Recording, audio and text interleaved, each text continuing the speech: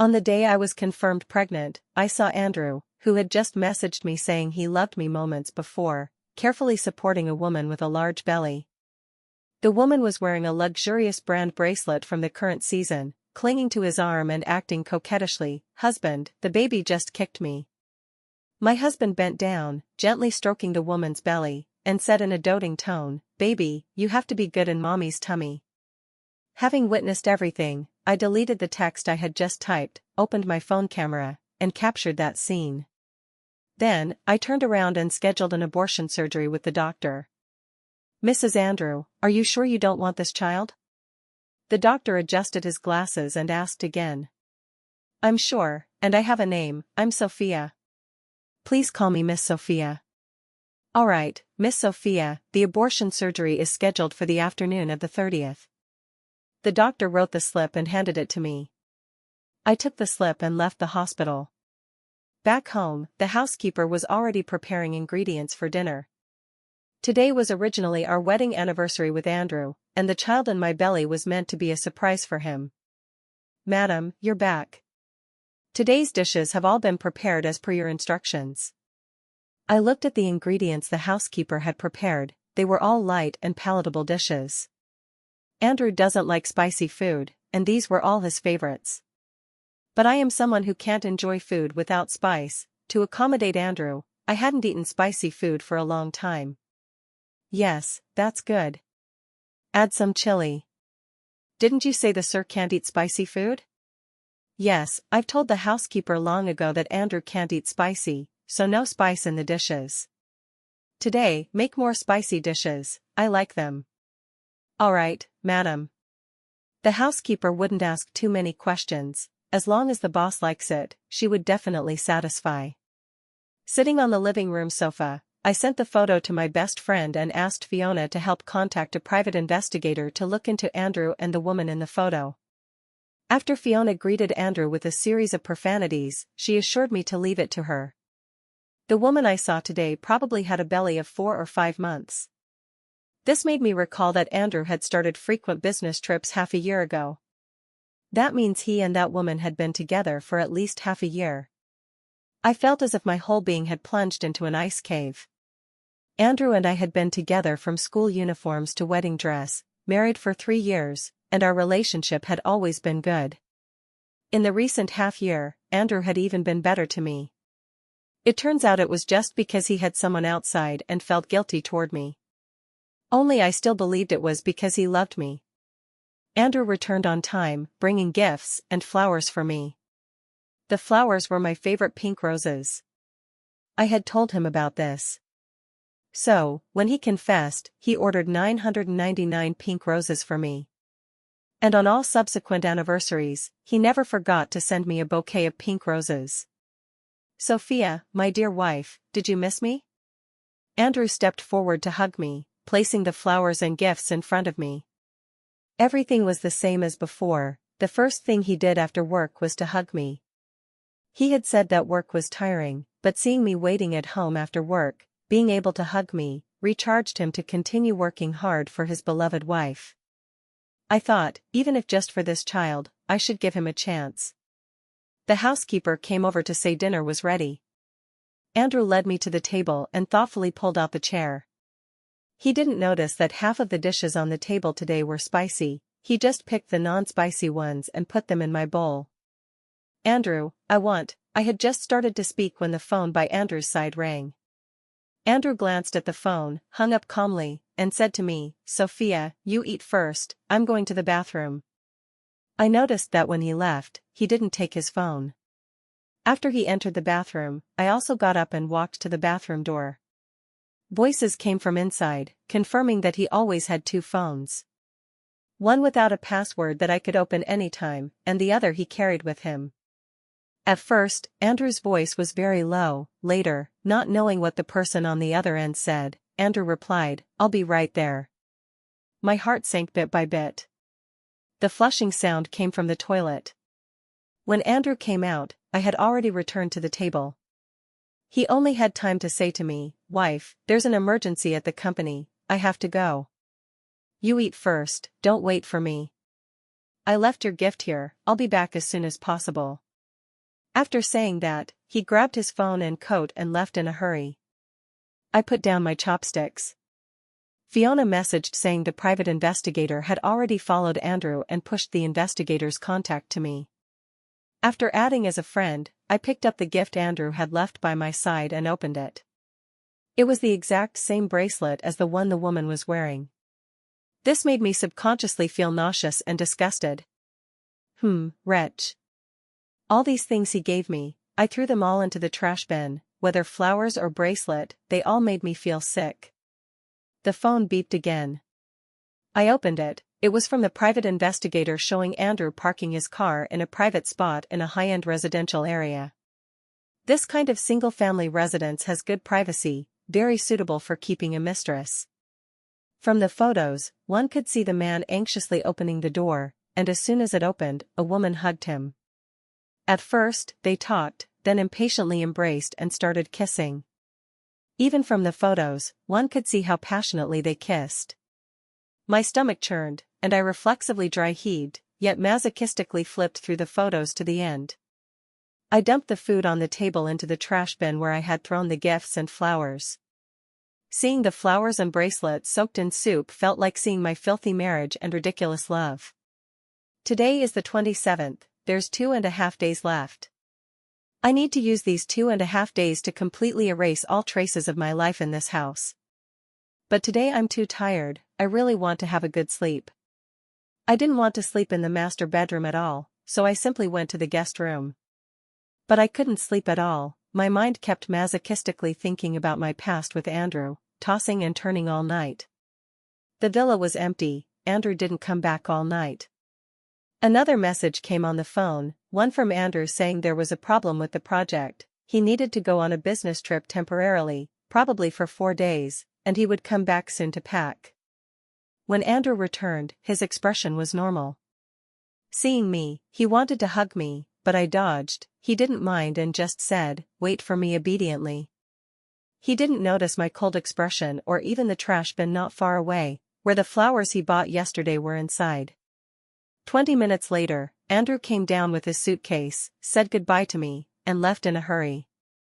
But I received photos of him and that woman appearing together at the airport. Suddenly, the phone received a friend request. The profile picture showed someone extending their left hand to pet a cute kitten. The hand in the picture had a ring on the ring finger that I was extremely familiar with. I accepted the request. The other side didn't speak, just sent a photo of a pair of hands massaging her calf. Similarly, the left hand wore the exact same ring. The other side eagerly showed off, "I know yesterday was your 3rd wedding anniversary." I said my leg was cramping and I accidentally fell, and he came over immediately. I didn't reply, switched out of the chat interface, and opened the chat with the private investigator, investigate all specific information about the woman in the photo, and how she met the man in the photo. Then I transferred him $10,000 as a fee. The other side received the money and replied, "Got it, sis, I'll make sure to investigate thoroughly for you." Then, I also messaged the housekeeper, just saying to let her rest for 3 days and come back on the afternoon of the 4th day. Then, I started organizing my things in this house. Clothes that could be taken, I took, those that couldn't, I donated all. And those jewelry and bags, except the ones I bought myself, all that Andrew bought for me, I contacted people to sell them. I didn't let anyone help, I packed everything bit by bit myself. When tired, I would sit down to rest. After resting, I continued packing. I wanted to watch with my own eyes as the things related to me in this house disappeared bit by bit. The phone vibrated every now and then. They were photos from the person with the kitten profile picture, along with provocative words, "We've arrived in Sonia." The accompanying image was the man's back pushing the luggage cart. His figure is really good, the feel of his abs is also great. The image was the man kneeling on one knee helping her put on strappy sandals. I didn't reply to any, just screenshot and saved the photos. On the first day, the clothes were finally mostly dealt with. As for the bags and jewelry, the appraiser would come tomorrow to collect. When the second day arrived, the appraiser came on time, and I took out the jewelry and designer bags to sell. While the appraiser was inspecting the goods, my mother-in-law opened the villa door carrying a thermos. Seeing these people, she looked puzzled and asked, "Sophia, who are they?" "Mom, I plan to sell some unused things, they are appraisers." "By the way, why are you here?" "The matter between Andrew and me, I temporarily didn't want Margaret to know. After I married into the Lynn family, my in-laws treated me almost like their own daughter, even regarding my not getting pregnant, they didn't ask much, just kept telling me to relax. I was very grateful to them, so for the matter with Andrew, I planned to explain properly after everything was resolved." "Oh, like that. If unused, selling is fine, let Andrew buy you new ones. Us women, how could we ever have too many bags?" Margaret patted my hand.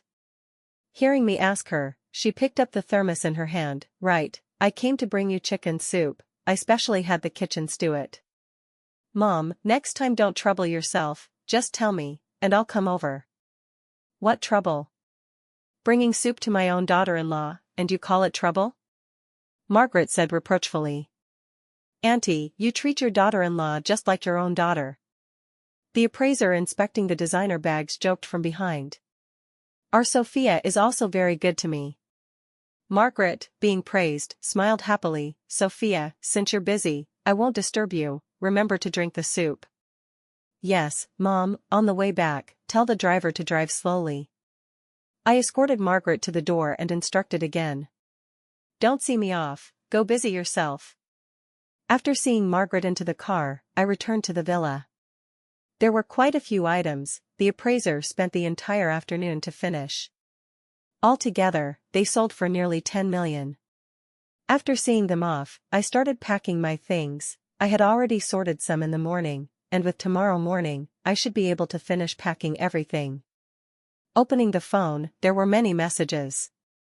I first replied to Fiona and asked her to accompany me to the hospital tomorrow afternoon. Then I opened the private investigator's message. He first sent me a file about that woman.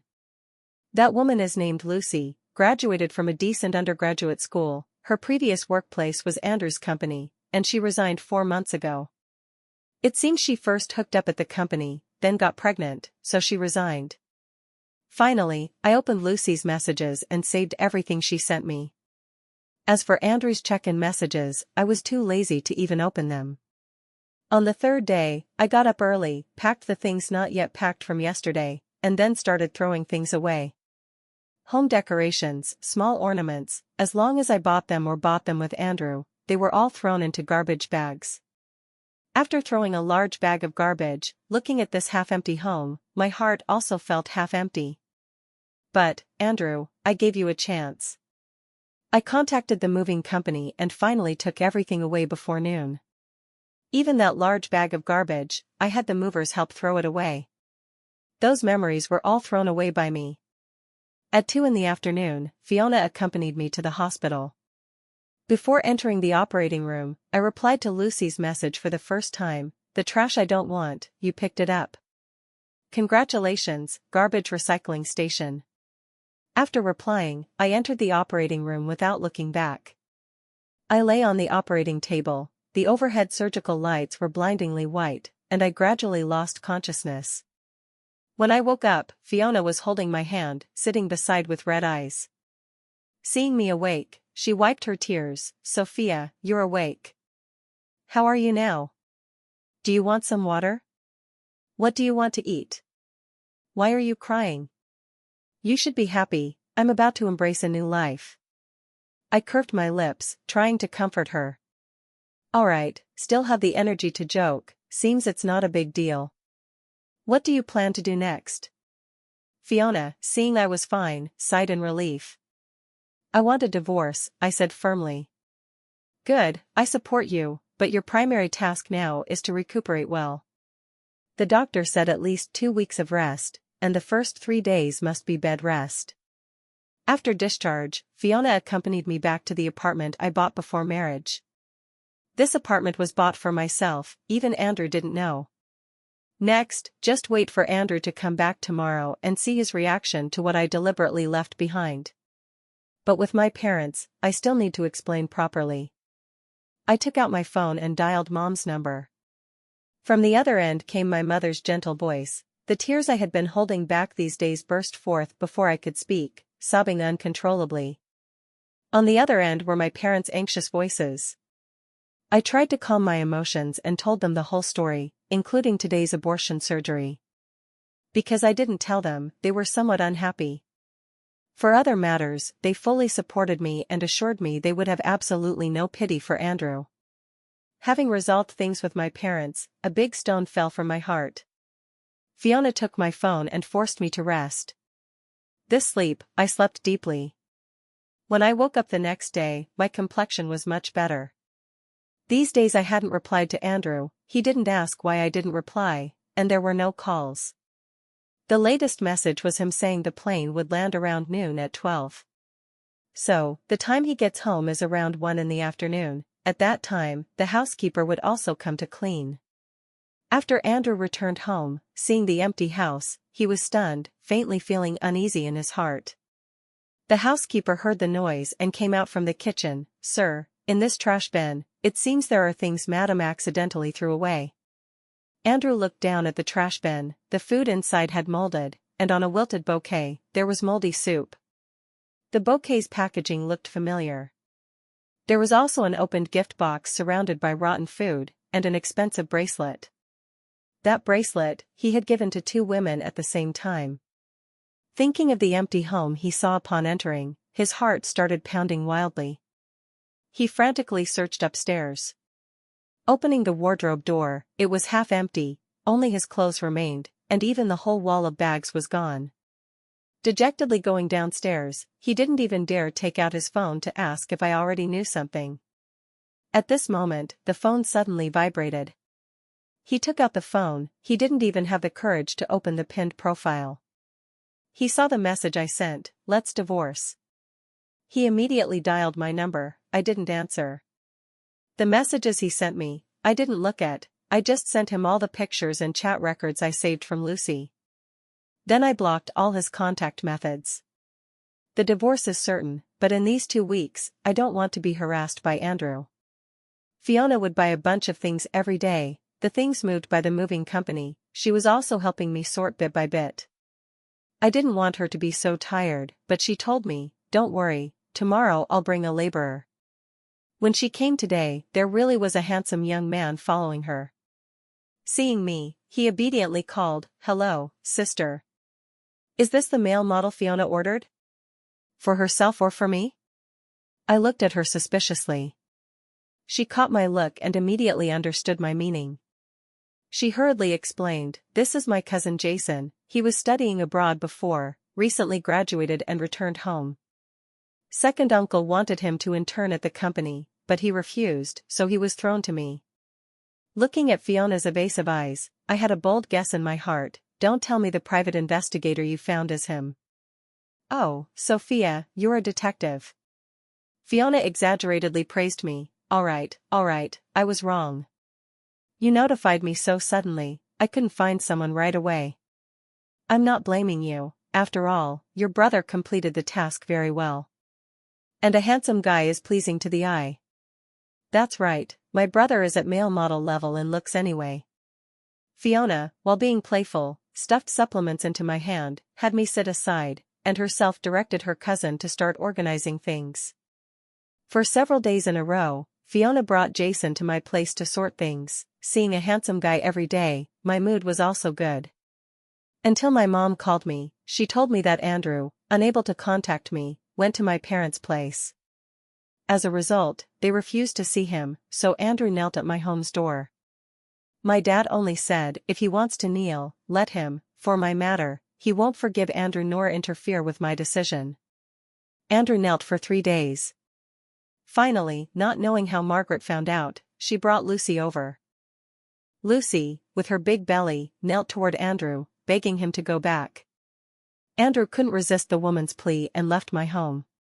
My dad, seeing Andrew's mistress with such a big belly, and thinking of my unborn child, got so angry his blood pressure rose. My mom was also so angry she cursed him as a beast. Seeing my parents aged a lot after these days, although I had only recuperated for a week, I decided to end this farce early. I planned to first go back to my parents' home. Just arriving home, I was stopped by a figure that jumped out from somewhere. It was Andrew. Not seen for a few days, he looked much haggard.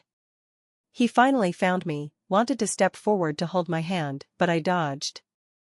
"Don't touch me. Dirty." Now, whenever I see him, I recall his doting look when accompanying the woman for prenatal checkup. It's nauseating. Why was I so stupid back then to want to give him a chance? Andrew showed a hurt expression and begged, "Sophia, no, I didn't.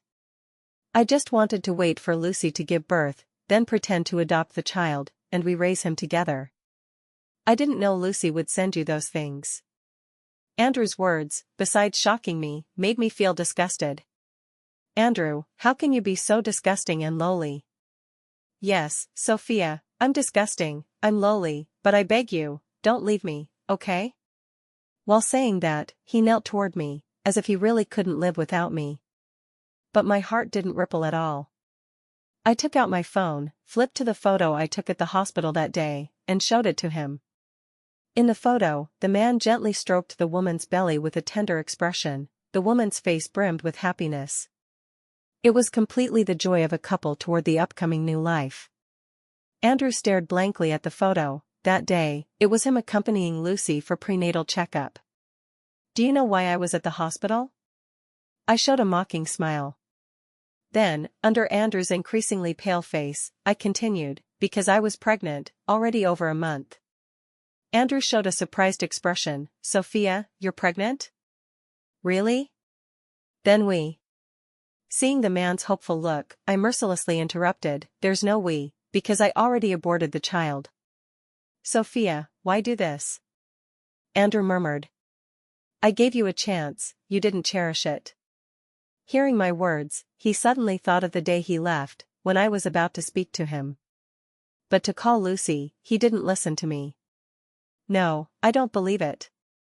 Sophia, you love me so much, how could you abort my child?" Andrew shook his head, unwilling to believe. I knew early he would think this way, took out the abortion slip, and threw it at him. The paper fell downward, Andrew caught it. After seeing the content clearly, he couldn't help trembling. When Thomas and Margaret arrived, seeing their son's state, Margaret without a word pushed me away and heartbrokenly hugged her son. I was pushed staggering, almost falling to the ground. Andrew, what's wrong?" "Mom, my child is gone." "What child?" "Lucy is fine at home."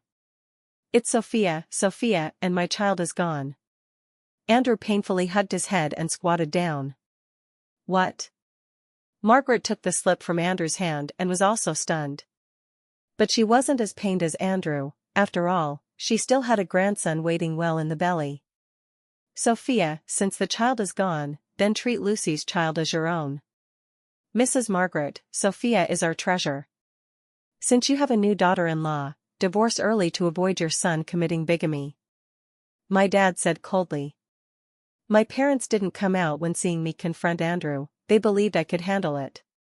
Until Thomas and Margaret appeared, they came out, and upon coming out, heard the other say such a shameless thing. "In-laws, it's not like that. Married 3 years, Sophia hasn't gotten pregnant, now Lucy has a child, we can't let the grandson wander outside." Thomas's words implied that since I couldn't get pregnant, Andrew had to find another woman to have a child. "Mr. Thomas, the child has decided to divorce, don't call us in-laws anymore. Sophia, let's go home, we are decent people, don't block others from taking a mistress as daughter-in-law."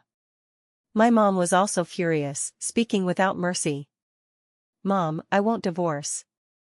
Andrew, hearing my mom's words, rebutted. "Andrew, I won't raise someone else's child for you, nor want a dirty man. I'll send you the divorce agreement, if you won't divorce, I'll sue you." After saying that, I went home with my parents. Andrew was also forcibly taken away by Thomas and Margaret. I also asked the lawyer to send the divorce agreement to Andrew's home. To ensure he receives it, I had the lawyer send copies to his company and his parents. Originally everything was smooth, but unexpectedly, trouble arose with Lucy. After receiving the divorce agreement, Andrew blamed everything on Lucy. He forcefully dragged Lucy to the hospital, but Lucy's child was almost 5 months, fetal development normal. The hospital said there was no medical indication, couldn't terminate the pregnancy. After hearing, Andrew went crazy, hit the doctor. In the shoving, he bumped into Lucy, Lucy's belly hit the table corner, and the child wasn't saved. The hospital called the police. Andrew is now detained at the police station. These things were all told to me by Fiona. Now this matter is buzzing, and someone recorded a video and posted it online. Andrew wasn't detained long before being released, because Lucy issued a letter of understanding. Lucy, as an immoral mistress, now got what she deserved. I only regret that Andrew didn't receive substantial punishment. This incident reminded me, focused on retaliating against the scumbag, I forgot the mistress. The money Andrew spent on the mistress during marriage, as the original wife, I have the right to recover. I had my lawyer sue Lucy in court. After Lucy received the court summons, she made a scene at my home. My parents didn't let me go out to see her, called security to drive her away. Lucy refused to leave, directly throwing a tantrum on the ground. Her mouth cursing, "Sophia, on what grounds do you sue me? You yourself can't give birth to a son, and still harm my son. You bitch. You shameless old woman. How can this woman say that?" My mom was already furious. After comforting her, I walked out of the villa. When Lucy saw me, her words suddenly stuck. She had just lost the child, didn't recuperate well, and was sitting on the ground shouting. At this time, her face was ashen, hair not groomed, like a madwoman. While I, these days rested well, my mom had the housekeeper stew supplements 3 times a day, so now my face is rosy, skin fair and glossy, in good condition. At this moment, I was looking down at her from above. No words needed, between her and me, the superiority was evident. When Margaret and Andrew arrived, they saw this scene. Margaret heartbrokenly wanted to help Lucy up. Lucy waved her hand away and shouted at me, "Sophia, you're very happy now, right? My child is gone, the man I love is going crazy for you." Lucy smiled self-mockingly. I didn't answer her. She continued, "That day, after he returned from your home, he crazily questioned me why I sent you those messages, and hit me. If not for Uncle and Aunt stopping him, he would have wanted to strangle me. He said it was all my fault, that I made you leave him. After receiving your divorce agreement, he forcibly dragged me to the hospital to make me abort. If not for the hospital disagreeing, he really would have sent me into the operating room. But my child still wasn't saved. Tell me, if I quietly gave birth to the child without provoking you, wouldn't I still have a chance to stay by his side? All of this is because of you." Hearing these words, I only felt it was ridiculous. First, before you loved this man, didn't you know he already had a wife? Shamelessly seducing someone's husband, that's your own cheapness. Second, those photos and chat records, weren't they you, relying on having a child, arrogantly provoking me? But even if you didn't come to me, on the day of your prenatal checkup, I saw you 2 cheap man and woman with my own eyes, I would still propose divorce. Of course, I have to thank you for personally delivering strong evidence. Finally, your child is gone because of Andrew, and you still issued a letter of understanding to the murderer who killed your child. Sophia, I'm sorry. Andrew guiltily lowered his head, apologizing to me again. I can agree to divorce you, but hope you can give me another chance to pursue you. Margaret, hearing her son so humbly, heartbroken to death, started viciously toward me. You yourself are like a hen that doesn't lay eggs, can't give birth, and still want to prevent us from having a grandson. Mom. Don't say any more. Andrew, with a terrified face, covered Margaret's mouth, not letting her continue. What do you mean? What's with Lucy? Hearing Margaret's words, I actually already had a faint guess in my heart. Mrs. Margaret means that this Miss Lucy was personally selected by the Margaret couple and sent to their son's bed. I looked shocked at the approaching person. Jason, holding a file, strode over and continued Margaret's words. I took the file, about to open it. Fiona pressed my hand. Sophia, do you really want to see? Fiona, there's nothing I can't accept anymore. I still opened the file, Inside recorded how Thomas and Margaret selected Lucy and how they sent Lucy to their already married son's bed. My guess was indeed correct. How could this family be so disgusting? Thomas and Margaret's kindness to me was all pretended. No, it's not like that, Sophia. I was drugged, really didn't know. I thought it was you. Andrew anxiously explained. The first time was drugged, then what about after? Were all subsequent times drugged to force you with Lucy? Drugged all the way until she got pregnant? Andrew, you just coveted her body, a temporary novelty. Don't make yourself sound so wronged. Your family is really experts at garbage sorting. Since this family did so ruthlessly, I have no need to hold back my words. On what grounds do you curse us? You couldn't give birth to a son in 3 years, we were still so good to you. How are you so heartless? You jinx can't give birth, so we find someone else to give us a grandson, isn't that natural? Now my grandson is gone, all because of you, you money loser. Margaret pointed at me, cursing more harshly each sentence. Mrs. Margaret, I know you're straightforward, but no need to shit with your mouth. After saying, I covered my nose, disdainfully saying, ew, so stinky. Don't bark, I've been afraid of dogs since childhood. Fiona pretended to be scared and nestled into me. I immediately cooperated and hugged her. You. Margaret was so angry she couldn't speak clearly. Sister, I think we also have a problem, we treated them too much as humans. Jason also joined us from the side. Margaret was directly angered to faint. Andrew quickly caught her and looked at me with complex eyes. Sophia, even if we were wrong, you shouldn't say it so excessively. Mom was usually good to you. You were bitten by a mad dog, and still want to be grateful to the dog. No wonder you can do such heinous things. Jason nodded understandingly. I was amused by his look, then coldly looked at Andrew. This guilt-style kindness, less moral kidnapping me, I don't buy it. Sign the divorce agreement quickly, so we can divorce. After saying, I linked arms with Fiona, took Jason home. The housekeeper came to open the door, then slammed it shut, and took out pomelo leaves, saying to dispel our bad luck. The incident at my home's door was still filmed by someone with intent, but the video didn't show us, only Margaret's explosive speech. This matter caused quite a stir online, leading to a big drop in Lynn's stocks. Andrew is probably busy and frantic, no time to entangle me. After Andrew signed the divorce agreement, I quickly went with him to get the divorce certificate. Looking at the green booklet, I showed a relieved smile.